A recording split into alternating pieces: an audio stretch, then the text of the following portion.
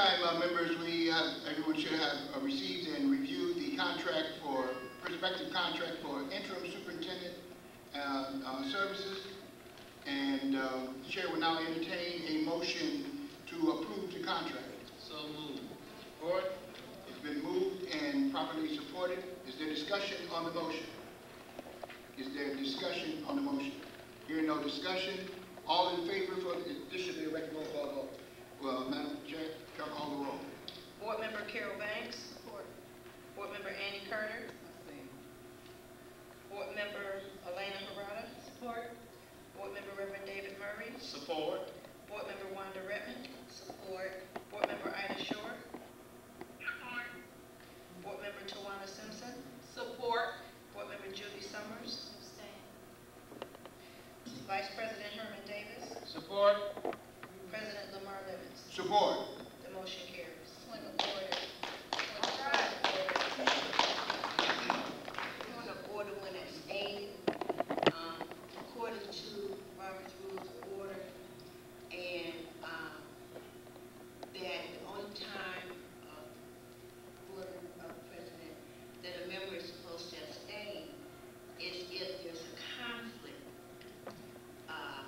because according to Robert Rules of Order, we're elected to represent the people. That's right. And there should be a vote. I just wanted to make that point of order. And that is correct. That motion is in order.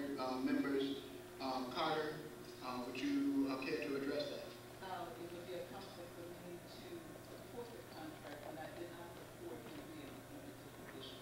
That's why. Then you can vote no. Can't hear you. Your mic. You can't abstain. You're here. Well, Okay. She says she's abstaining. She said she's. Your mic's not on. Can't hear you. Who's talking? Can't hear you. I abstain. Okay. Member Judy Summers. I have the same reason. I didn't support in the beginning. What happened? What happened? Okay. You. All right.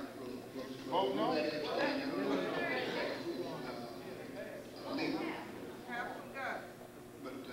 But we'll proceed. The motion carries. The motion carries.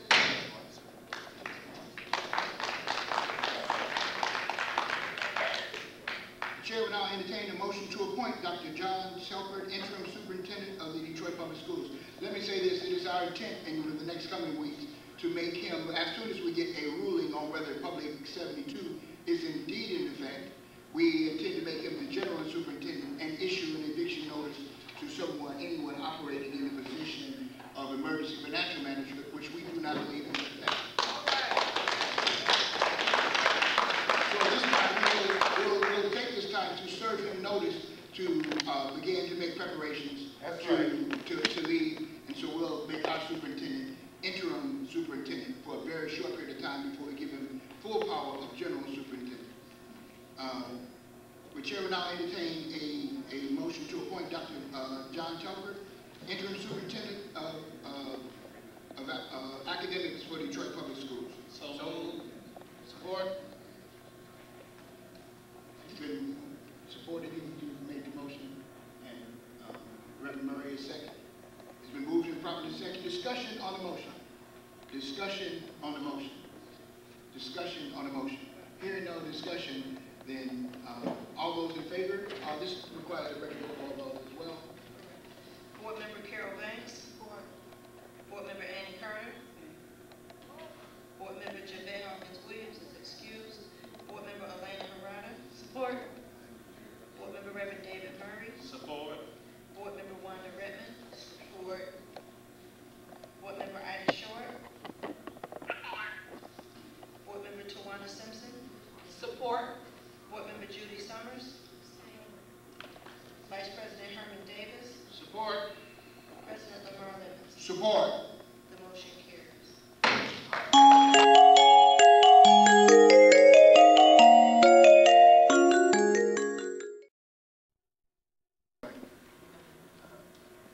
No, the title that you're using for Mr. Telford, everything that I see in our minutes is an interim superintendent. we never voted on him to be the superintendent of academic. And then Mr. Telford is sending out documents dated August the 15th that says superintendent of academic. We never voted on that. Then on August the 13th, he sent out a memo saying interim superintendent. He didn't put academic or nothing like that. And then there was one that he sent out early this month that says interim superintendent elect. Well, let's get clarity now. Let me explain to what that. Let me answer that. First of all, we assumed that Public Act 72 was out, and therefore he was the general superintendent. Then we found out in court that 72, according to the judge, and the judge referred to him as superintendent and told us to hire a superintendent. Who told you to do that? Judge John Murphy in his ruling, and that at no cost, because he already knew he had done that. Because I don't think if we hadn't done it, he would have interrupted. So by moving early, we established the status quo. So he did not, because if we had not, we would have been stuck with the superintendent. But since we had that, he made that as part of his ruling. And when we get a copy of it, you'll be able to read that. Okay. And so for the purposes of clarity, let's vote that John Telford is But before we do that, there was a friendly amendment to the motion into hiring Mr. Telford, and he has not met those requirements. That is a background check as well as fingerprints.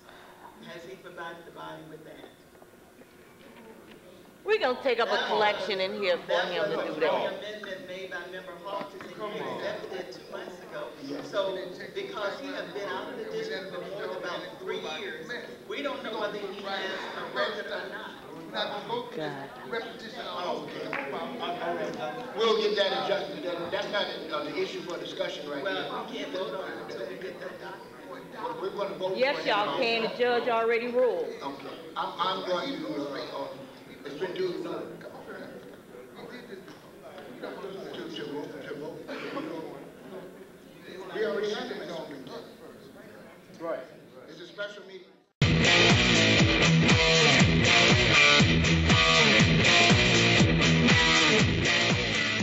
I mentioned somebody that stood up to be our superintendent for $1. He stood up to help be the transition. He said, I'm retired, and I will help transition to the next superintendent. And he's the chair of that committee. He stood up, and I met him in the struggle. I met him when we were fighting the original takeover and for the reimbursement of our funds when I was a state legislator. And we came together, and we were kindred spirits. Somebody said, well, how do you have a white superintendent in Detroit? I said, I gave him the 2 answers. First answer, I said, who do you want, John Brown or Clarence Thomas? Right. John Brown. Pretty is as pretty does. Yeah. Stupid is as stupid does. That's what Mama always used to say, says Forrest Gump. Yeah. And black is as black does. That's right. And so if you're not doing a proper black thing, if you're trying to undermine masses of black children, then you're not black. Exactly. You're something else. Amen. You're not even human. And some of these people are trying to undermine and destroy our district. They're systematically dismantling our district. Yes. And the state, well, they know that I'm going to sue on the Headley. They know I know legislation and law.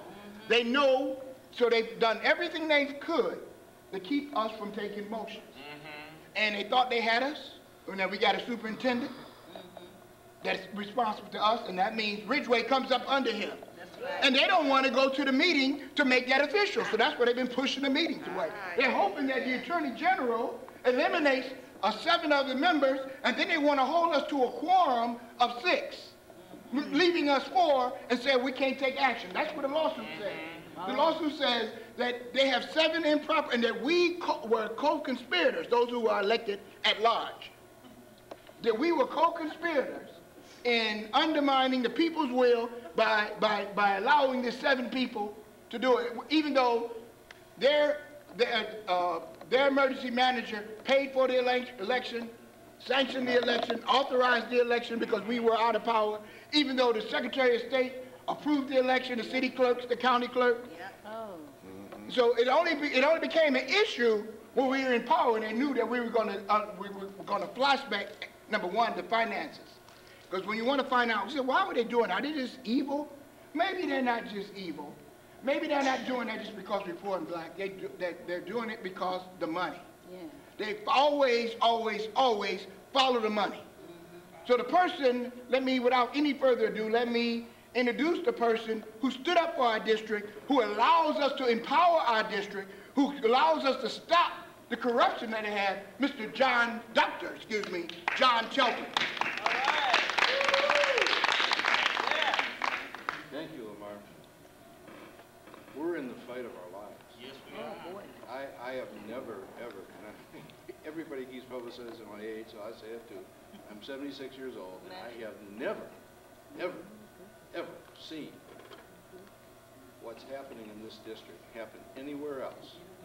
It is undemocratic, it is unconstitutional, it is evil, and it's fascistic. It's the coin of phrase of Lamar's, it's Hitlerian. And, you know, there are probably some folks, and I mean, on both sides, I suppose, who are good people.